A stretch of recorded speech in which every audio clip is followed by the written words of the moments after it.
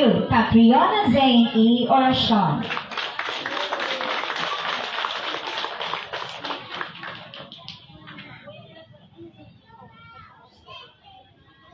For Schools Division, Superintendent Dr. Minerva P.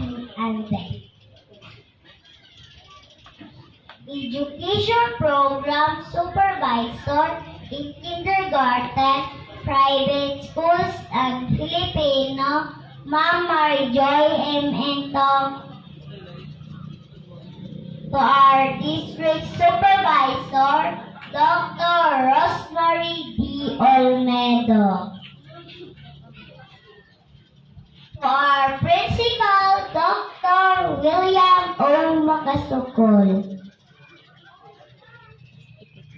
To our barangay officials headed by our barangay captain, Honorable Dindo A. Hidalgo.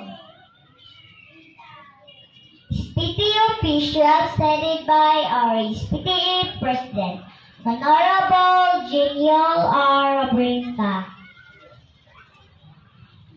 And to our dear teachers, parents, guardians, visitors, and classmates, good morning. Welcome to our moving up ceremony. We are so happy to see all of you here today.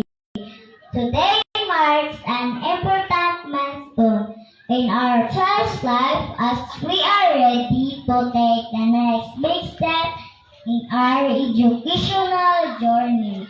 We are so proud of all that we have accomplished this year, from learning new things, making friends, and growing more confidence every day. Let's celebrate today and look forward to all the amazing days ahead. Once again, welcome and may God bless us all.